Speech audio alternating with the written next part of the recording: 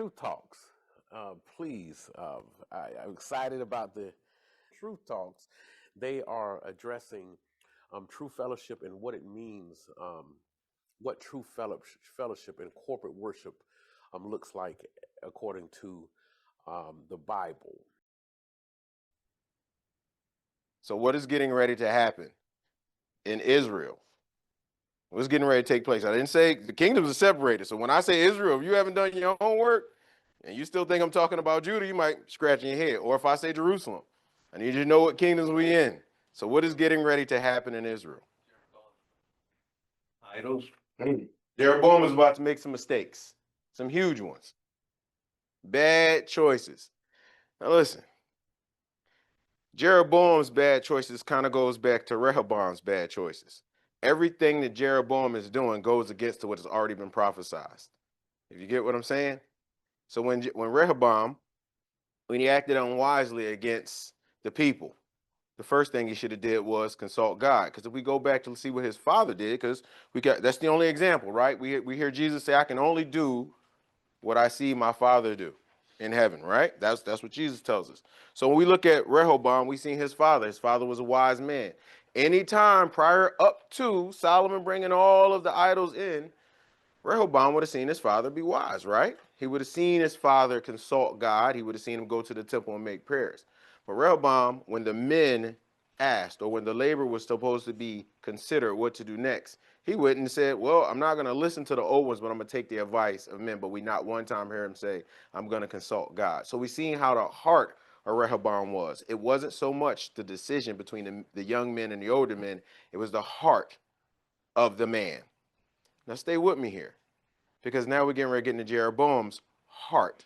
So the first thing you want to notice about Jeroboam is, those who read ahead, we do see he's getting ready to go and construct some idols. All right, but he's going to do this first and foremost out of what? Why did he do it? Well, the first thing, after he killed the compulsory labor guy that came up, and Rehoboam came, was like, hey, we're going to get it in. It's time for y'all to go down. And this guy, a man of God, comes and say, no, don't do that. Jeroboam is now, he ran and he's doing what? He's in fear. He is afraid.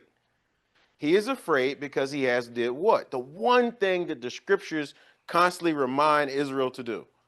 What did Jeroboam do? What did Jeroboam do in that moment? This is the questions before the stuff, because once we get into it, you can be like, oh yeah, now I see what you're talking about. But if you read ahead, you will know. What did Jeroboam do? Yeah, he created idols. That's the after fact. But what did he do right now? First of all, he's afraid. But Jeroboam has been told by what? A man of God, that what was going to happen. Oh, come on, man. I've been sitting here and I've been saying, man, we've been going over Kings and Chronicles and Daniels. Y'all have heard my voice for at least a year. He was told by the man of God That what? not to go up and fight against. Rehoboam, don't go fight. But what was Jeroboam told? We keep forgetting that Jeroboam was about to build 2 cattle. What was he told? That the 10 kingdoms are yours. What was his fear? Why did he build he didn't just build the cattle because he said, you know what, I'm the new king of Israel. I'm going to go down here and construct me 2 cattle. Why did he do it? He would lose his power over the people. He was afraid. Thank you, Andy. See, Andy always melt my heart because he bring that answer right in. He was afraid. He was afraid of something that God had already told him was going to take place. Do you understand hypocrisy in it?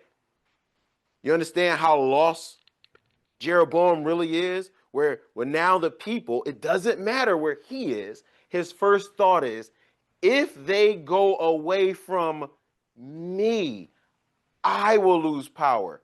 I'm not remembering the God of Israel who put me in this position. Remember what I just said about the scriptures? What's the one thing that God is always telling everybody in Israel?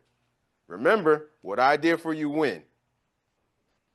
I brought you out of Egypt. God is a big remember guy. In fact, he was so big that at the Last Supper, he said, hey, y'all remember y'all used to do this? Now do this in remembrance of me. We sang the song, right? Do this and remembers. I love that song. That's one of the better ones. I can keep up with that one. Huh? You only get one snippet. Save it for Sunday. But what I'm saying is, do you see that God had already told Jeroboam what was going to happen? You were going to rule the 10 kingdoms. He never said worry about where they're going to worship at, because the temple was already built. Fully standing, fully erect, even though it is in Jerusalem, that temple still was the place. God never told Jeroboam that it's going to be a different place of worship, right? So he gave him the kingdoms. He told him that you will rule these 10 kings. And the first thing he did was became afraid of what another man was going to do. And then on top of that, he never consulted God. He never thought about it. He just said the best thing to do is build cattle. So let's get into the story. Look at that, man. I got them. Go ahead. Oh. Yeah, I just want to just tell you, last week when you talked about Rehoboam going to the elders and then going to the young people, I never looked at it like that. Even though the elders probably gave him a better choice, but sometimes we'll think we only have two choices. Mm-hmm. That's the way things are mostly presented to us. And we'll forget that we have more than two choices, and the better choices are always consult God. So that was kind of like an aha moment for me, because most of us, maybe I was the only one who would say, yeah, the elders told him the right thing to do, but he had a third choice. Just wanted to put that out. Thank you. Yeah, perfectly well said. Remember, in all of the scriptures, if you focus on the man too much and forget that the man's heart is what we're looking at, but it's God's intention for that man that we should be looking at. And that man should be looking at God's intentions and not his own. Every man, as we start to see the kings, until we see the ones that kind of vacillate between good and bad, we'll see where their heart is. Not so much the person. We always hear the bad deed, but it's the heart of the matter of the deed. It's the things that God says, do not be afraid, fear not, because fear leads to sin, destruction. And look at what fear did. The first thing that happens when this man has already got his 10 kingdoms, right here in 27. We're going to start at 26 because let's go to 25. And Jeroboam built in Shechem. Now, I already told y'all the story about Shechem, right? Remember the two Hebrew boys that went through the town? Hey, y'all get circumcised. But we ain't forget what you did to our sister. That story, if you go back and you read it, if you have time, in the non-canonical books, look at the book of Jasher and Jubilees, and it expands that story. And it talks about how that fight reverberated all throughout the land, and everybody heard of them, and the Hebrew book became legend. Two men went into a town and killed everybody. Now, we know how the story goes. We know how it is. King in the mountain of Ephraim, and he dwelt there. Peniel. And Jeroboam said, where? In his heart. Now, I did a whole lot of digging and studying. The heart and the mind means in his feelings and in his planning. So when we talk about the heart, they're talking about his feelings and his planning, how he felt in his heart and his all of this in his inner body. You'll hear him say inner sometimes, but that feeling and that planning, right? That heart and that mind combined. And God said, in his heart, now the rain shall return to the house of David. Now, how could the rain return to the house of David? Jeroboam is saying the rain is going to return to the house of David. How is that possible? It is, but I want you to stay right with the people. How is that possible? How is this thing that he has created in his heart, this fear, these thoughts, how is this possible? And you already heard that God said he's going to give you the 10 kingdoms. So right now his fear is against who? But then listen to the human side of it. How is this possible? Who already told Jeroboam that we want nothing to do with the house of David? The people. So is this statement right here, even like when we look and say, is this a truth? Is this a truth? By what the statement is saying. It says, Jeroboam said in his heart, now the rain shall return to the house of David. But if we go back, the people said we have zero inheritance in the kingdom of David. Zero. Nothing is there for us. Why would they go back? Because they're going to make their worship? But they've been worshiping all different. too long for them. It's too far away from them. Too tumultuous a journey, right? That was Jeroboam's excuse. So now in his heart, he's already had the fear. Now I have to put it out there. So the plan of being, don't go to Jerusalem because it's way too far of a travel. That's what he told the people. But here's the thing. What is in the land right now? What's in the land?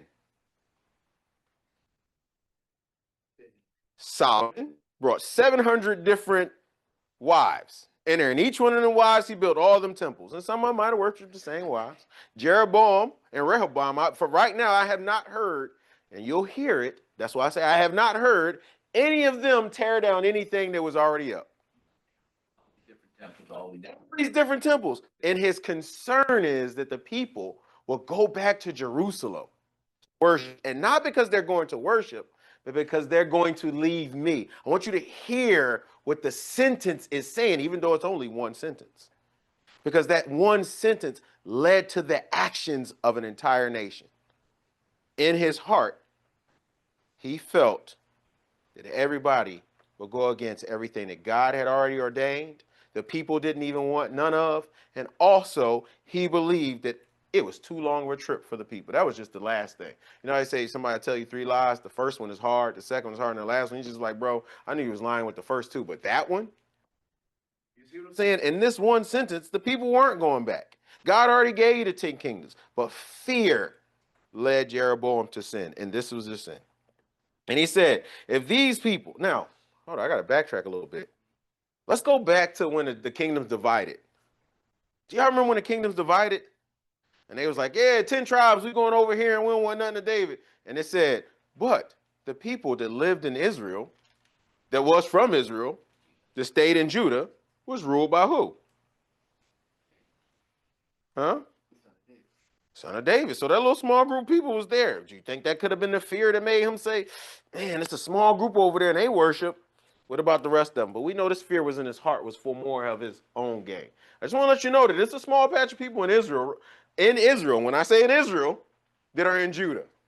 I want y'all to understand, because I'm not going to sit here and say, well, Israel and Judah, Israel, Judah. I'm going to say it's people that are in Israel, which is their nation, that live in Judah.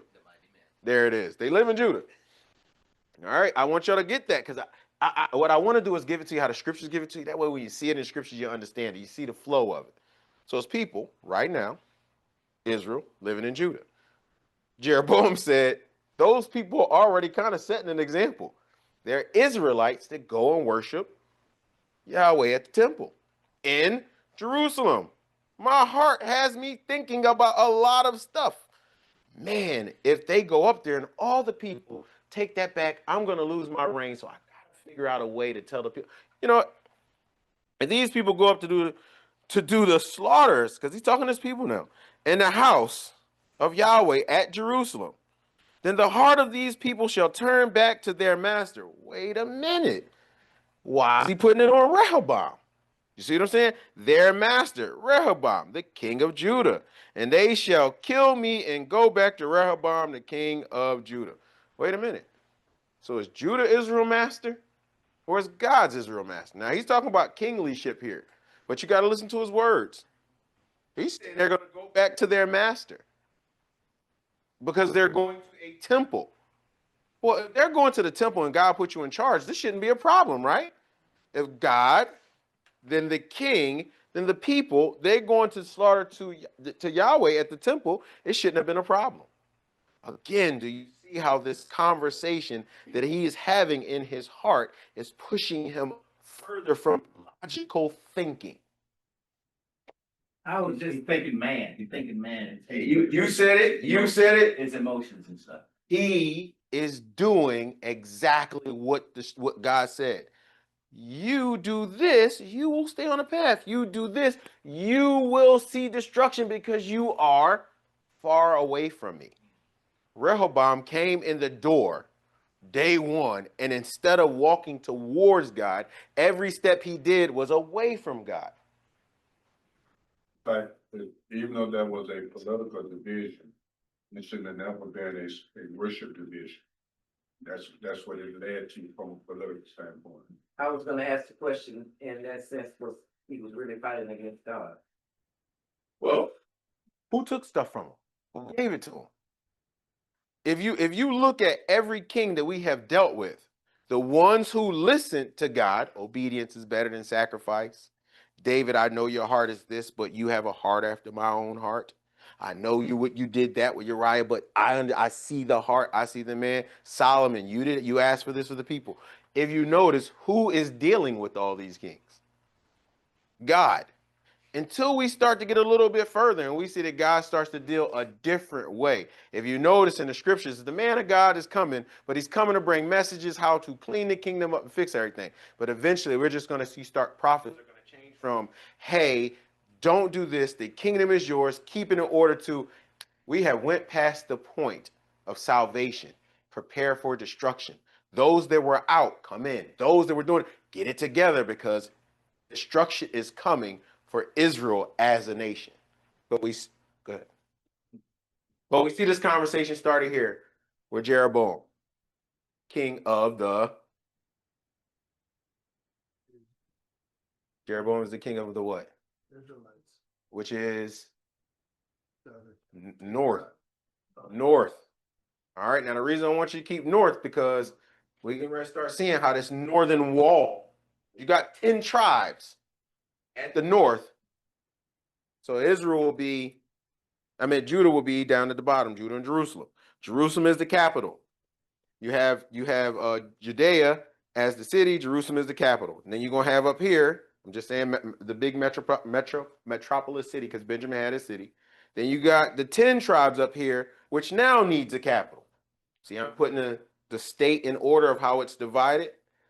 And they're going to get this capital a very special name. All right? So the king took counsel and made 2 calves of gold. Just everything, got his heart. He said he would kill me. We had 28. So the king took counsel and made 2 calves of gold and said to the people, is it too much for you to go up to Jerusalem? See your mighty ones. Pause. See your gods. Pause. Mighty ones. Pause. There's a split. He built 2 calves of one, separating God into 2 deities, right? Then he doubled down on it by saying, hey, this was the God that brought y'all out of everything that you've been through. So now he took what God had told Israel. Remember this. For all eternity, what I have done to you, bringing you out of Israel and made you a nation, calling you my firstborn.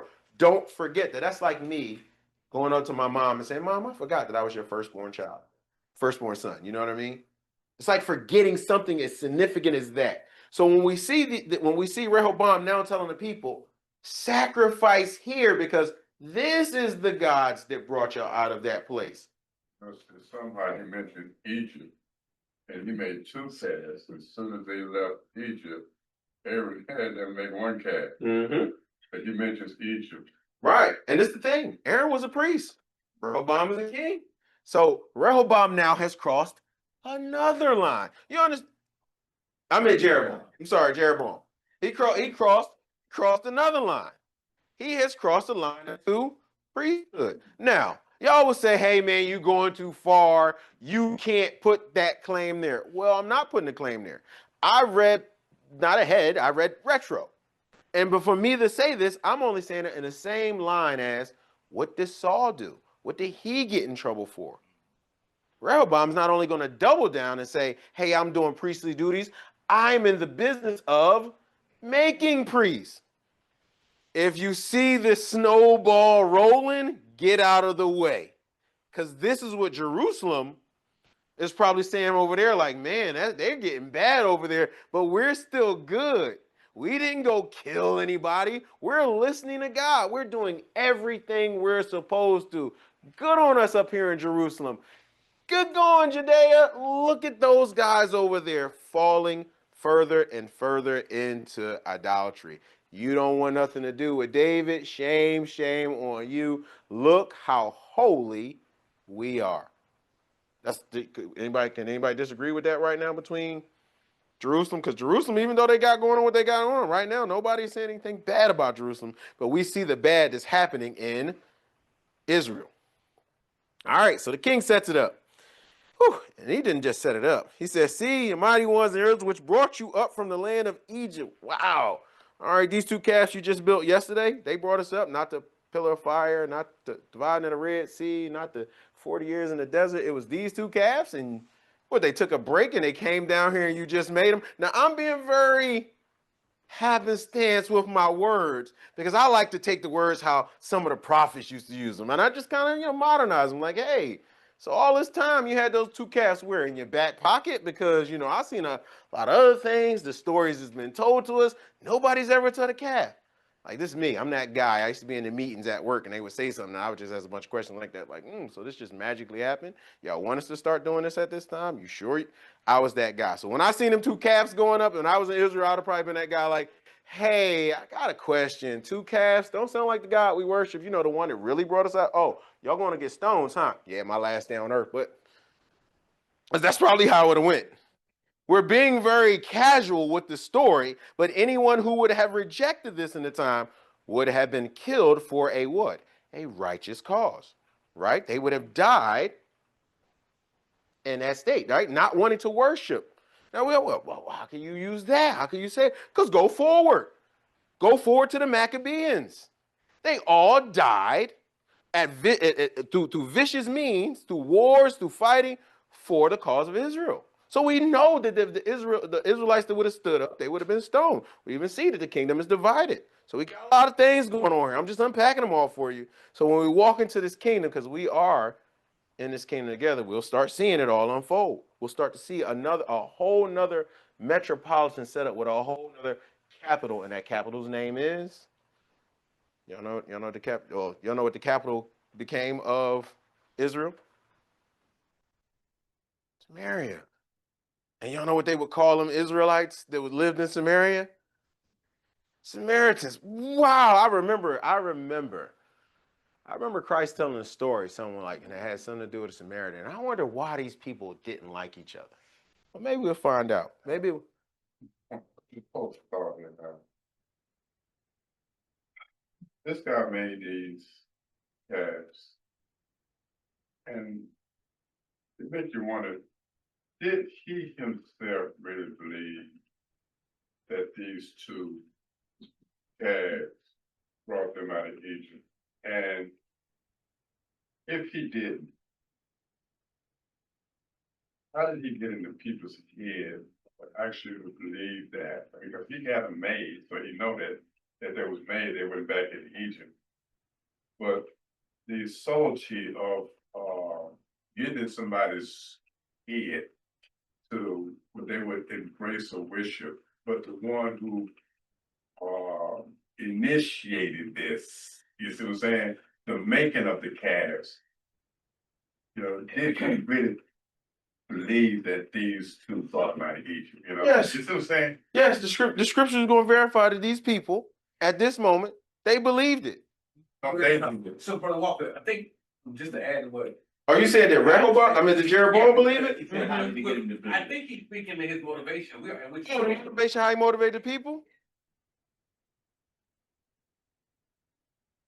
I'm dragging. He's in a place where God told him one thing.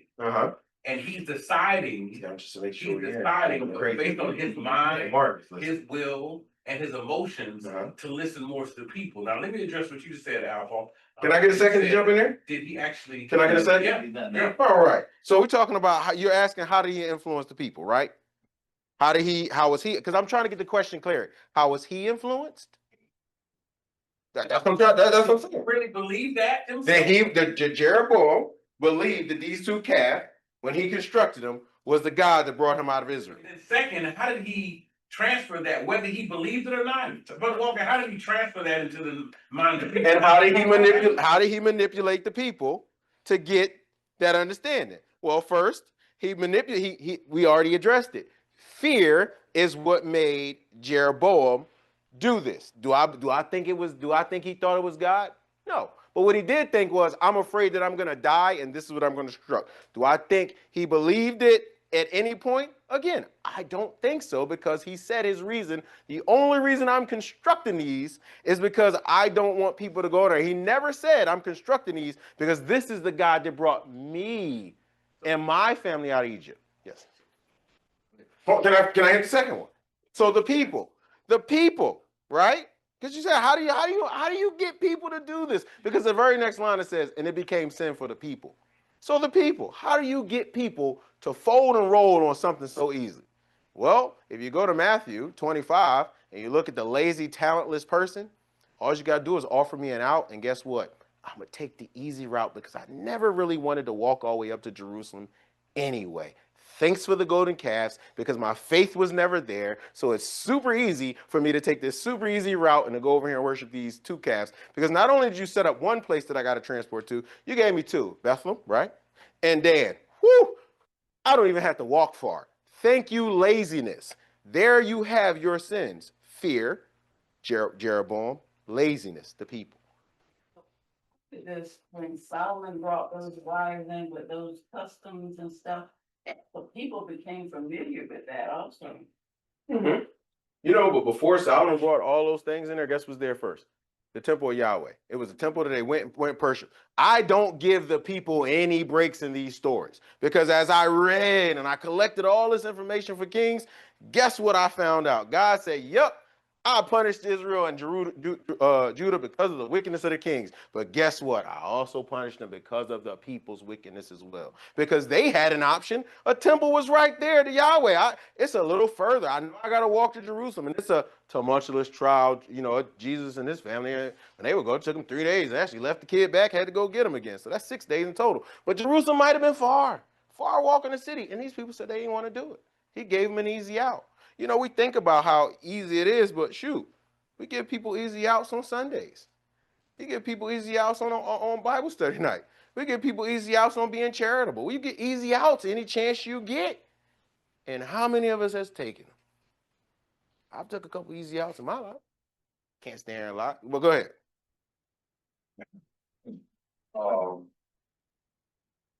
The scripture tells us in the New Testament these things really by example. Once we won't make the same mistakes. What was wrong with the question was if Jeroboam knew that those two calves didn't bring them out of Egypt. But got in the minds of the people and they fall in worship. The whole time they are worshiping, he knows, and yet he may be play acting. And I was saying this day, the state is here. If you don't know God personally for yourself, false teachers know that they're false teachers. They know that. No false teacher is surprised to hear false teaching. We're not talking about somebody who makes a mistake. We're talking about a false priest or false prophet.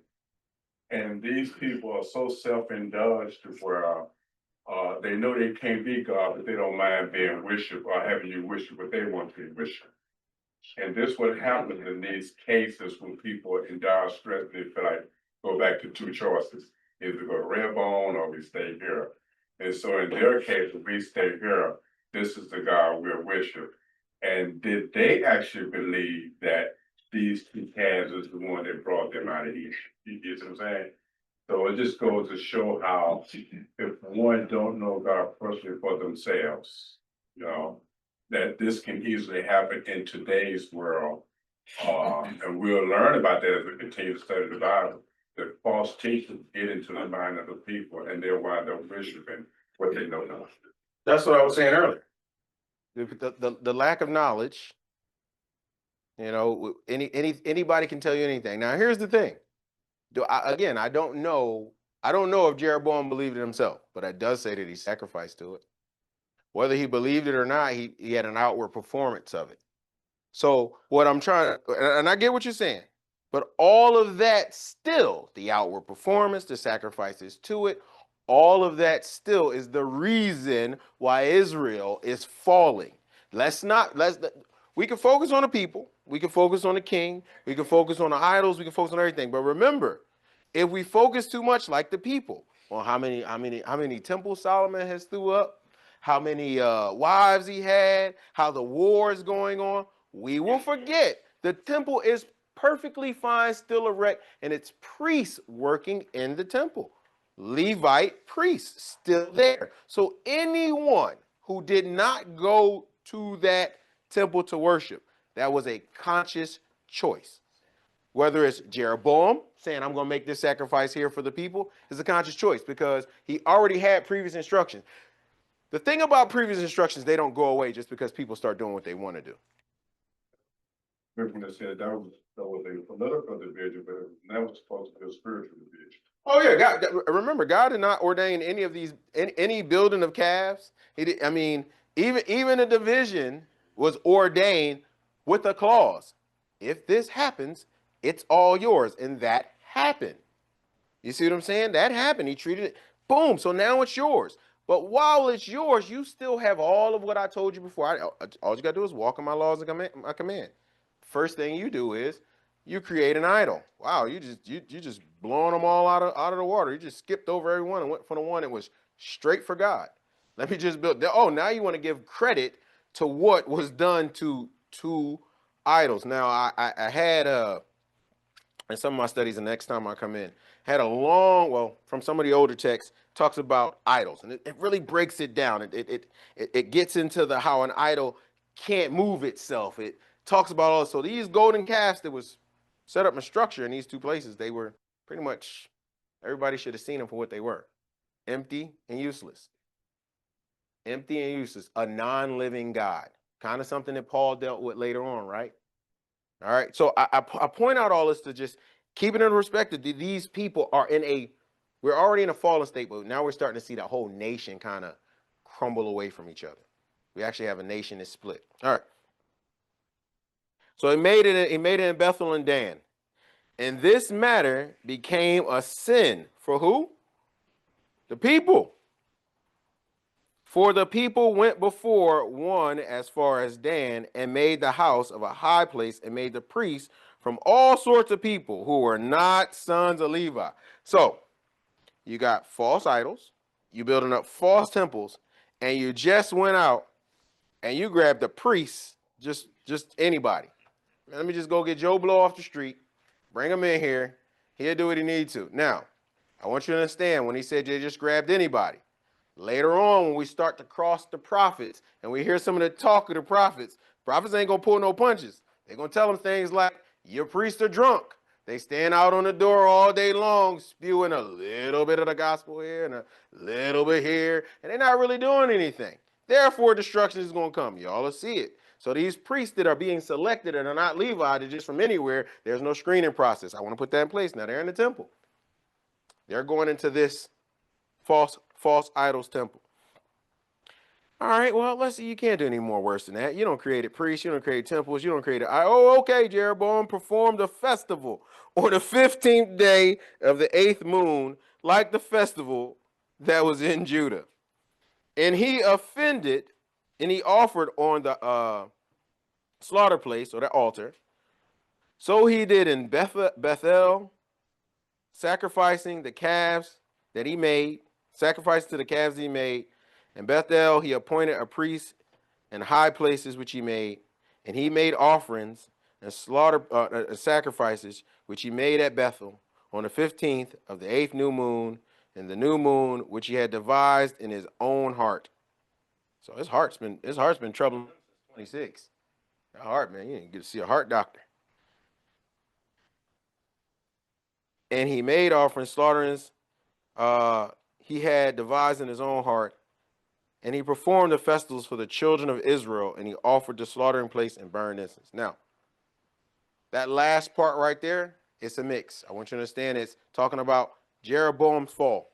Yes, Jeroboam has created an altar. He has brought priests into the temple. He's even defamed the sacrificial dates. Jeroboam is doubling down on what he's doing because of his fear. This is not because he's saying, hey, the God of these two castes have came and gave me a revelation that they are the God of everything. This is all done out of fear.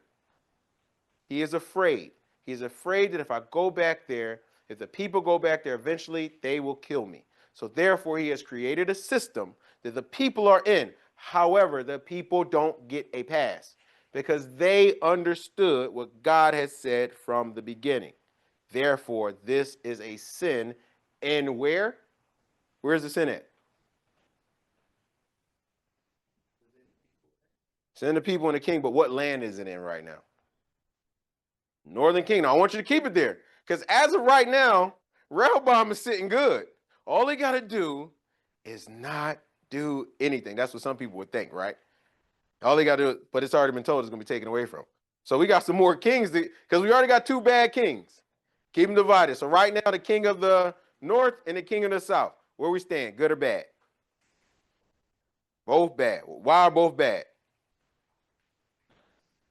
And not listen to God. You simplify the answers. One king is bad because he didn't listen to he didn't consult God. He went with the people who made a horrible decision and ruined it. Tore the whole kingdom apart, which was prophesied. The second king, I don't even think God said, like, we didn't get a prophecy that he was going to do all this, but he doubled down. He went in, and we see that now we have 2 kings that go against the will of God. So consider both thrones technically empty. If you get what I'm saying?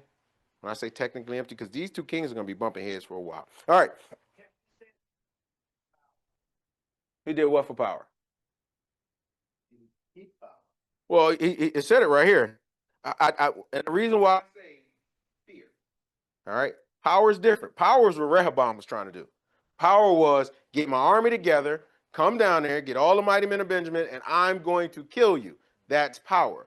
Jeroboam, what he did was out of fear. He didn't mass an army. What he did is he massed a negative thought in Jerusalem that spread like wildfire, and he had to back it up with his actions. Like, you can't just say, don't go up there and worship, because if you go up there, I'm gonna lose y'all. I better do something. So his fear made him react, not to seek. To keep power, yes. Huh? In verse 27. Right? Yeah, to keep power. You said 27? If these people go up to do slaughtering in the house of the Lord at Jerusalem, then the heart of these people will turn back to their master, the Rehoboam, king of Judah, and they shall kill me and go back to Rehoboam, the sovereign of Judah. You see what I'm saying? He's not doing it out of like, man, I'm trying to, maybe if I do this, I could possibly, sneak and get all the other 2 kingdoms. No, this is the thing. He is 100% aware that the 10 kingdoms is in his hand, but he's afraid that all 10 can be taken away from him. So he devises a plan that is not a battle plan, but a negative, false information, doctrine, whatever, however we want to call it for these times, and he put it out there, and everybody took hold of it. Because what did each person in Israel do when they went back? After they said, hey, we don't want nothing to do with David? They all went into their own house, and when you hear that, and that saying, it means each one went into his own home, meaning when they say tent, they're not talking about like you going to tent, you going to tent. They're talking about each family, which would have been considered a tent, lining up as they would have been in battle strategy. Each one of the heads of those families went back and said that we aren't under David anymore. We do what we want in this tent in our family. That's why Dan and Bethel, they didn't say, hey, you're putting this up, because all of the families agreed. It is no division. It might think, because it's identifying. How many rebellions have we heard in any of the tribes saying, this is bad, we're going to come and destroy it? Because we just got out of the judges. We just got out of the kings. We seen the wars that David fought. We talked about everything in the Chronicles. Why hasn't one village uprised? Not one. Yeah, it's probably how it sounded in Israel when they was talking about uprising against it. Well, no, anybody want to go? Somebody go over there and get Issachar right now, load them up, get the Nobody did that. Oh, they're building a temple in Dan and over in Bethel to get that. Let's go. Nobody did that. Any of those stories pop up? We don't hear that until later, till kings are born, and they're like, hey, wait a minute. What's all this going on in the land? Tear it down, burn it up. I don't like your mom, and I want to kill you. It gets pretty crazy. Well, Jeroboam appointed priests. And like you said, God had already established that priests would come from the Levitical tribe, because the priest was to communicate to God for the people, not prophets, but the priests. And so now when you appoint these self-appointed priests, you have overstepped your bounds and played God, because now you said the priest going to come from this tribe. Now, since the priest is supposed to communicate to God for the people and perform the worship service, not only they shouldn't be there, but they go to these two calves. That's who they're communicating to supposedly for the people. So the whole thing is a mess. You know, the nation, not only the nation, but through worship. So check, yeah, 1 second. So this is the thing about the priests, right? Y'all remember Levi, brother, birthright get passed over, and now it's on Judah, right? What was the punishment? Not the punishment, but more so what Jacob said will happen to Levi. Oh, for what you and your brother did, you're not gonna have a home. You're gonna be basically homeless, and your brothers, I'm paraphrasing, your brother's gonna take care of you. You're gonna move into they little areas, and they're gonna set you up, and you're not gonna have anything. Y'all tracking? So it should be at least, because I think it was like 6. We had to go back to Deuteronomy for the how many priests are implanted in each tribe. So again, who's all bad? Is it just Jeroboam? The priests are right there. The priests are saying like, hey, you just picked 10 new priests for the temple. I ain't got to go to work today. Do y'all understand what I'm trying to tell you about these people? Opportunity came, and they didn't just hear it knock. They invited it in, made it tea, got comfortable with it, because sin was more comfortable than a long travel to Jerusalem. The possibility of making this king who said, hey, I'm the new king of Jerusalem, I'm a little afraid, so laws might have got tight. I don't know, but I just know one thing. The people in this story, by the end of it, they was having a good old time at them festivals on the 15th and the 8th new moon and the new celebration that Jeroboam had, because it said that this was a sin in those areas. What's up? It's a simple statement that Al made a long time ago.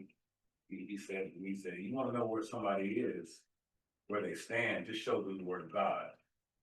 Right? You can talk to them about the government, you can talk to them about the world, but show somebody the word of God and they'll show you who they are. But in this case, the reverse is true too. You talk about the priests. Here's an opportunity where someone's presenting to you something that's contrary to the word of God. If someone presents something to you that's contrary to the word of God, how do you respond to that? It's one thing for you to let them do that over there, but it's another for you to sit back and allow that to be going on in your house. That's like me standing here right now saying, you know, as much as we read the scriptures, I've been digging in, and you know what I found out? Christ is in the way. Everybody should be in an uproar. This place should turn upside down, and I should make it to the front door before somebody grab me by my ear, back of my pants, and my collar. I can see Jesse right now. Hey, man, that's not good. Don't do that. You see what I'm saying? He won't even get loud, but right then it'll be felt.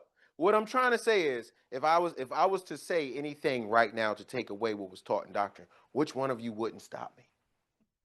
Right. You telling me a whole country and a whole civilization of priests until we get to the next chapter in 13. See, and that's what I like about. That's what we all say. But then we get to 13. And see, a man of God went from where? Judah, because Judah still got the priest. Hold up. What's going on down there in Bethlehem? Oh, no. I'm a Levite. We still up here doing it right. So what does this tell you a little bit about Jerusalem? That they actually still doing okay. What I'm saying is, I've been telling y'all, Jerusalem is not nothing, because a priest came from Judah. It was like, wait a minute. You got them 2 golden calves up there. This is an abomination. Don't you sacrifice on it no more. Cut it out right now. And this man of God, did they tell you his name? Nope. He was just a man of God, just from Judah. Now, I'm pointing this out because we're going to start seeing a lot of men from God come talking to these kings. Some of them are going to actually start. It's going to seem like the verse is going to shift from talking about kings to prophets, and then I'm going to start bringing in all the prophecies and stuff that we got going on. But here, I think it's Shelman. You look at verse 22 Of 13? Well, it may, I'm thinking it may be 12:22. That the word of God came to Shema, the man of God, saying, "Speak to the Rehoboam." yeah, but that may not be him. This man, they don't identify him. All right, and he cried out against the slaughter place by the word of the Lord and said, "Oh, sacrifice Oh, sacrifice, sacrifice, or slaughter place, slaughter place. Thus said the Lord, see, a son is to be born to the house of David. Josiah is his name. And on you he shall slaughter the priests of the high place who burn incense to you, and men's bones be burned on you. All right, so look, this man of God, and we're gonna kind of put a pin in it right here because I want to set this one home. He's built his temple. Time is passing. People are slaughtering there. Things are going bad. Jeroboam didn't rule just 2 weeks. He ruled for a long time. So these people are sacrificing there. The man from Judah comes up. Don't know if he was sent by Rehoboam. I don't think he was. I think he was a priest who was an earnest in his job, or a man of God who was earnest in his job, and he's seen that the abominations were going on down in Dan and Bethel. And he approached the situation. He did not just sit there and say, well, I'm in Judah. Things are bad over there. I have no reason to go and tell them of the things they're doing, so they'll turn from their wicked ways back to the Lord. This place right here that you're sacrificing on, someone is coming. He will be born. Wow, wait a minute. So the person is going to be born is not born yet, is coming. So now we're starting to see even further, because he did it, God did it before, right? Not your son, not you, but your son. Wow, my son is going to be born and he's going to build it. Well, now we see a son is coming to destroy the altar that they had built. Did it reverse? Son coming to build the altar, but now the son is coming to destroy it. All right, so we leave it right there. We know that some destruction is coming. We're going to get into, he's going to give him the signs that same day. He's going to dig a little bit more into it. I mean, I probably can catch a little bit more. All right, let's see if we can finish it. And he gave a sign that same day, saying, this is the sign which the Lord has spoken. One you just seen. See that the slaughter place is split apart, and the ashes on it are poured out if you get rid of it. And it came to be, when the king Jeroboam heard him saying, the man of God who cried out against the sacrifice, or the slaughter place in Bethel. And he stretched out his hand from that slaughter place, saying, seize him! Put your hands on him. Then his hand, which stretched out, God bless you, out towards him, bless you, dried up so that he was unable to bring it back. Now, in my youth, hearing different people, you always hear people say, don't put your hands on a man of God. Hey, if a man of God come tell you something, don't put your hands on him. I think this don't put your hands on to a whole different extent, because this don't even put your hands out towards him. Don't even reach for him. So when God was delivering a message, you see the protection on the man that was bringing the message. See the difference between that man and Jeroboam? That man knew his mission. He knew what he was going up there for. He knew what he wasn't worried about anything. He was going up there cursing and spitting on them calves with no problem. Full of confidence, because one, he did not have fear in his heart. And two, he knew that what the Lord said was to happen was going to happen. Regardless if he was going up there and he was going to be stoned, killed, if they would have said, and then everybody came down and stoned the man of God. If they would have said that, hey, the man of God would have said, I did my job and I am good for whatever happened. But that didn't happen. We seen the protection over this man. We seen that God protects his messengers. He put that hand out there. And we're going to leave Jeroboam's hand a little crumbled up until next week, and we'll see if it get fixed. Or if y'all want to read ahead, y'all can find out of it. He walking around with one arm, got a little Terminator robot thing on it, or